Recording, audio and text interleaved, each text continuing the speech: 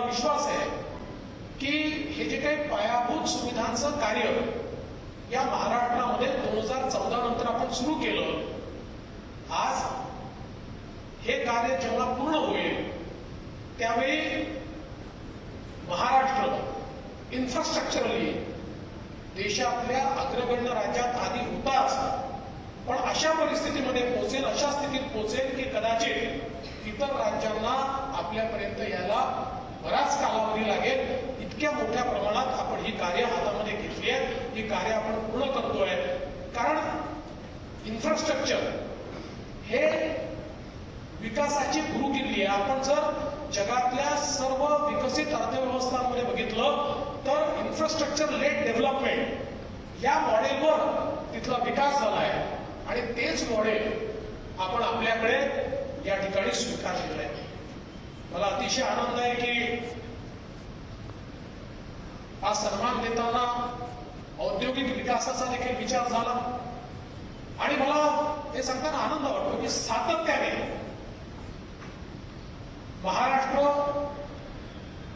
मागच्या काळामध्ये एफडीआय मध्ये आपण नंबर 1 ठेवला.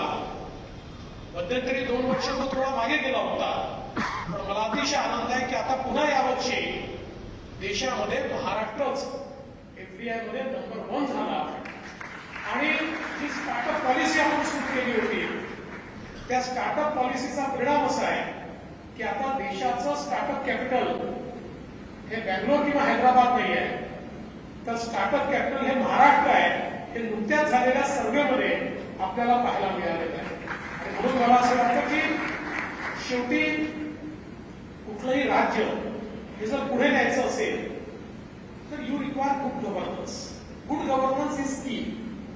गुड गव्हर्नन्स असेल तर राज्य थोडीच थांबवू शकत नाही. आणि Maharashtra is known for its good governance. We want to improve more. आपल्याला खूप करायचं आहे. आज जलसंधारणाच्या माध्यमातून आपण जलयुक्त शिवारसारखी योजना त्या ठिकाणी केली. परिणाम काय आहे तर 2019 सालचा जो रिपोर्ट केंद्र सरकारने प्रकाशित केला, देशातल्या प्रत्येक राज्यामध्ये प्रत्येक वॉटर टेबल खाली गेला, पण एकमेव राज्य ज्याच्यामध्ये वॉटर टेबल वर आला ते आपलं महाराष्ट्र राज्य होतं. जलसंधारणाचं मोठं कार्य करू शकतो.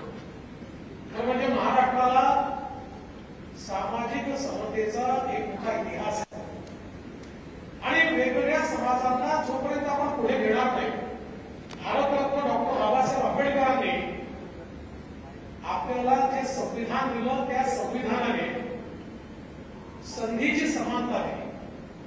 कारण पूजनीय बाबासाहेबांना हे माहिती होतं की जोपर्यंत सामाजिक आर्थिक परिवर्तन होणार नाही, जोपर्यंत सामाजिक आर्थिक समता आपण तयार करणार नाही, तोपर्यंत आमचा देश प्रगती करू शकत नाही.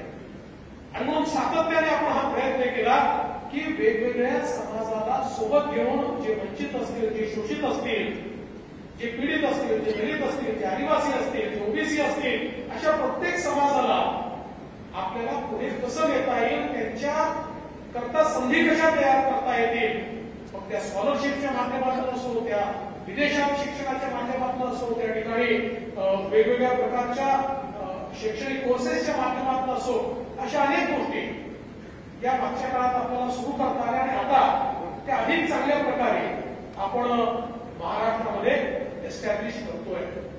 आणि म्हणूनच मी असं म्हणेन की हे सगळं कार्य जे काही मी करू शकलो याचं कारण महाराष्ट्रातल्या जनतेचे आशीर्वाद सोबत होते, माझ्या सहकार्याची साथ माझ्यासोबत होती, माझ्या वरिष्ठांची साथ माझ्यासोबत होती. आणि म्हणून जरी आज ही उपाधी मला या ठिकाणी मिळाली असली तरी ती मी महाराष्ट्राच्या जनतेला डेडिकेट करतो. People of Maharashtra. कारण त्यांच्याशिवाय आणि त्यांच्या आशीर्वादाच्या शिवाय ही संधी कधी मिळाली नसती आणि हे कधी करता देखील आलं नसतं. खरं म्हणजे मी असं मानतो की अशा प्रकारचा एखादा गेट्स सच ऑनर तर ती तो शेवट नसतो, ते एक मध्यांतर असतं. ती एक प्रेरणा असते. त्याच्याकडे बघून मागच्या काळात आपण काय चांगलं करू शकलो हे बघायचं असतं आणि पुढे अधिक चांगलं काय करू शकू याचा विचार करायचा असतो. आणि खरं म्हणजे महाराष्ट्र हा असीमित शक्ती असलेलं राज्य आहे. जी शक्ती जी ताकद महाराष्ट्राकडे ती इतर कुठल्याही राज्याकडे नाही. आणि माननीय पंतप्रधान नरेंद्र मोदीजी जो नवभारत निर्मित करू इच्छित आहे, जो एक शक्तिशाली भारत निर्मित करू इच्छित आहे, एक 5 ट्रिलियन इकॉनॉमीचा भारत जो करू इच्छित आहे, त्या भारताकडे जाण्याचा रस्ताच महाराष्ट्रात जो जातो त्याच्याकरता महाराष्ट्र हीच खरी गुरुकिल्ली आहे. आणि म्हणून येत्या काळामध्ये अधिक चांगल्या प्रकारे हे कार्य कसं करता येईल, आमच्या मुख्यमंत्र्यांच्या नेतृत्वात आम्ही सगळे काम करतो.